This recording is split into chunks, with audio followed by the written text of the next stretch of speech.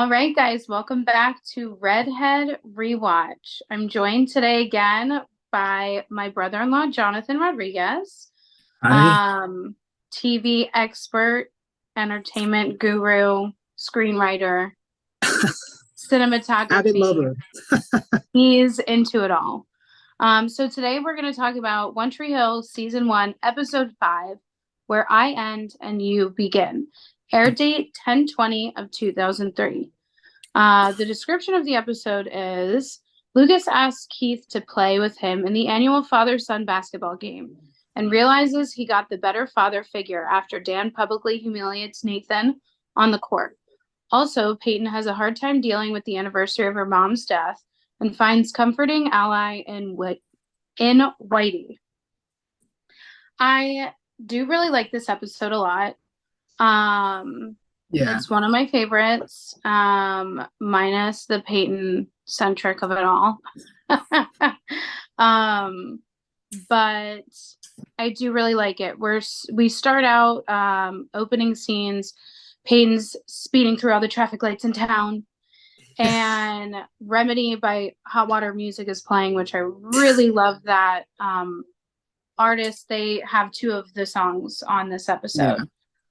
Tegan and Sarah's in this episode. Gavin DeGraw. Music's Yeah. really great. American Analog Set. Fire. So yeah, the episode starts and Peyton's racing through the streets, which we find out it's because it's the anniversary of her mom's death. Yeah. And her mom had an accident where she ran a red light picking her up from school and she ended up dying. Um, I understand Peyton is a teenager and she's angsty, but I think it's a little bit disrespectful, not only to her mom, but like to her dad, to be like, Yeah. I run him all the time and nothing happens to me. Like, how about we be more careful? Yeah. Like, It's really strange how, like, again, we mentioned this in the last episode. All these situations are so heightened and their rationale behind certain choices are like, no, that's not good. That yeah, don't do that at yeah, all. don't do that. Yeah. How about you like have a, fundraiser or something for like driving tests or like, Yeah. you know what I mean? Or like raise awareness for like traffic safety, like Yeah. drunk There's driving. Like, definitely a I don't better know, way. but again, I get like she's a teen. She obviously holds a lot of anger still about her mom's death. And it had to be dramatic. It had to be Yeah. dramatic. They talked about on Drama Queens how difficult it was to film that because they had to shut down so many streets I in the bet. middle of Wilmington. And they were trying to do it in like the middle of the night and they had to get all the red lights and all that stuff. So, um, yeah, I think the other thing too is like I always, because of Peyton, couldn't really stand Hillary Burton. Um, and as watching and like listening to Drama Queens, she also hates Peyton. And Liz like Peyton needs some serious therapy. Is it something that you felt when Um you watched the show for the first time that you were like, I don't like the character, I don't like the actress? yeah, I it was very hard for me to like Peyton, although I will say obviously the music aspect of Peyton is me and like I relate to that a lot and I loved that was like the only part. I also love when she's with Jake. So, Okay. but I love how Peyton is when she's with Jake. Yeah. Like, I just feel like she's her best self with him. But other than that, no, it's very it's very hard for me to like Peyton. Again, when it comes to music stuff and like all her vinyls and like all of like that I love.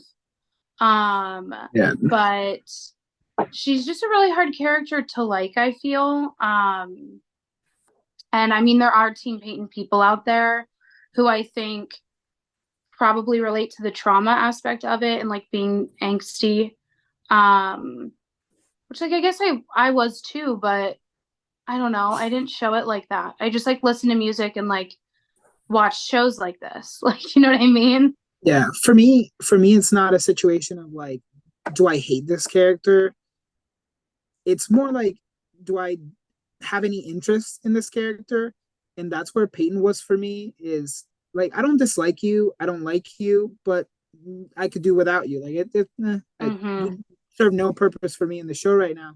And especially in this episode, they tried to bring her in with her backstory and have you relate to her.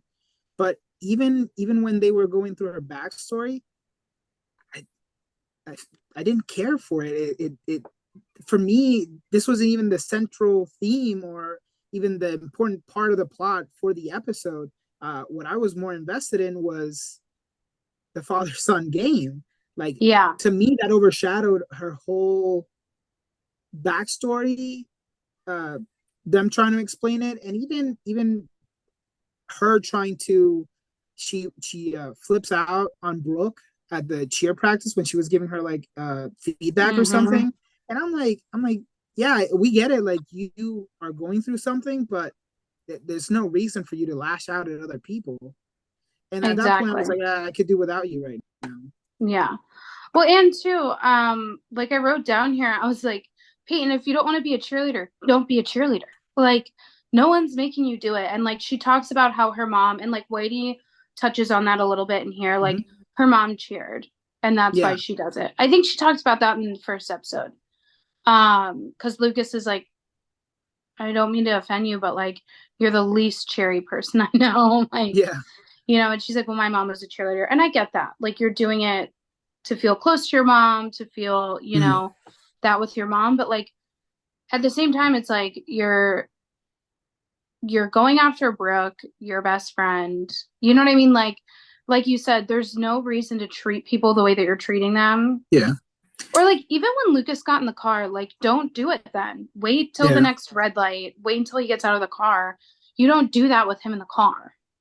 yeah. Like And it just it, she again, yes, she's angsty and it's dramatized for the show. yeah, Um, but I agree. I think it could have been done in a different way. Like maybe Peyton didn't leave her house that day, yeah, and everyone comes to her house like, what's up, what's wrong, like, you know. I don't know. I It was definitely my least favorite part of the episode. yeah, Um, the father son game I loved. Like I love Lucas asking Keith. I love Keith doing it. I love just everybody's dynamic in it. Like Keith and Dan, Keith and Lucas, Dan and Lucas. Um, but this also brings me back to how it is so hard for me to believe that the issue of the Dan, Nathan, Lucas of it all, Karen, Deb, um, has never come up before. Like Lucas has his last name. mm-hmm. Lucas and Nathan have been going to school since kindergarten together. They've never been in the same class. Like things are called alphabetically. Like you're put alphabetically. You graduate middle Yeah, school, you're put alphabetically. Like I just have a very hard time believing it. Also, who, and like Dan describes it perfectly, he's like, who is the crackhead who wrote this article in the newspaper? Because number one, you had to write it. Number two, you had to like put the title. And then number three, you had to like put Lucas's like school photo like in the bottom because like there's no picture of the three of them. Like, yeah. who would do I that? Okay, I completely agree with you, but my view of like, this is a teen show, I was like, yeah, this is great, because it's just like the them sensational, like making this thing that's happening, like, and Mm-hmm. basically put a spin on it to get traction. Like, it is very messed up that they're like, are these two kids gonna play against their dad? And you're just, Dad. oh Mm-hmm. yeah, it's such a burn, especially on Dan, that has this, he's trying to paint this pretty picture of how great his life is, and then it's kind of like, yeah, the people like the newspaper are gonna kind of like take stabs at that and see, Mm-hmm. like, kind of break down this great town figure and be like, oh, this car salesman that is so great and he was prom king, yeah, we're gonna deconstruct the fact that you have secrets and now they're coming to light and now they're Mm-hmm. in everybody's faces. So I agree with you completely, but part of me was like, yeah, stick it to him. Oh, I would have wrote that Well, article. and in my mind, I'm like, probably whoever wrote that article like went to school with Dan and hated him because he was Oh, Mr. absolutely. Unpopular and was like, oh, we're gonna milk Yeah, I'm gonna this for make this all that sting. it's worth. Yeah. Which is it's messed up to say, but I like the I was like, yes. I was Yeah. all for it.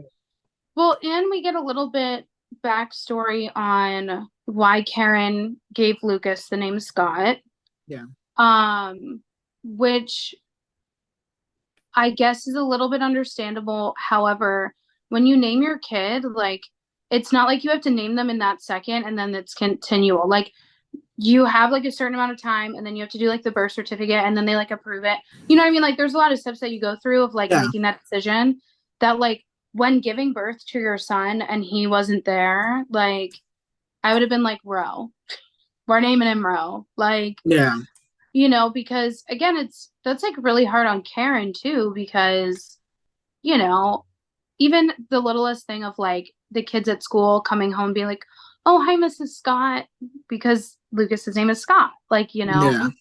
um, but I totally get it in the sense of Keith is also a Scott, and Keith was the first Scott. Keith is older. Yeah. And I loved that scene. It was so cringy and uncomfortable, but I also loved it when Dan rides in. Oh, like I'm doing cardio, can I have water? And Lucas is there, and it's Lucas, Keith, and Dan. And Dan's like, are you gonna buy tickets to the game, Keith? And he's like, well, I'm gonna play in it, like Lucas asked me. And he was like, oh, well, and he always, it like is the biggest ick when he's like, oh, kid to Lucas. Like, you can't even be like Lucas. Yeah. I think it's the ultimate villain move. It's like I'm not even gonna acknowledge that you That like are a you're, person. yeah, It's like when people call you like kid as an adult and you're just like, I am a full grown yeah, 30-year-old exactly, adult. Like, exactly. Or like that scene where it was one of the first couple episodes and they were at the game and Dan, like Lucas was right outside the um whatever, the basketball stadium and he like gives the auditorium and he gives Nathan's bag to Lucas. He's like, here, kid, give this to my son. Like, yeah. ew, like why wouldn't you just walk in and give it to Nathan? Do you know what I mean? It's like those little things that he does on purpose. Like, Yeah. It's really weird as an adult, seeing an adult, a grown ass, successful adult, mm-hmm. kind of beefing with a kid Yeah, because ultimately the mistake is on Dan's. him. Like Lucas had no issue in the situation, but yet you have a problem with him, and you make a Mm-hmm. point to go out of your way to be mad rude and be petty. Mm-hmm. It's really cringy, but it's the Yeah. ultimate villain move. Well, and I think because too, Dan's a narcissist, right? So Yeah. like that's a decision and something that he did that he can't get out of. He can't talk his way out Mm-hmm. of. He can't project his way out of. So I think that that's another reason why he just completely like ignores Lucas's existence at all. Um, but I love when he's like, "Well, kid, I hope you don't soil the Scott name." And Keith is like, "Well, I guess that's everyday advice for you." Yeah. Like I thought that was really funny. But I do love that of, Keith being like he's not the only Scott and like I know he's an arrogant asshole, but like, it's also my name. Um, and I think that's I mean, obviously it's the only reason why Lucas keeps the name Thank you Scott. guys for listening. New episodes every Monday, Wednesday, Friday. Catch you next time.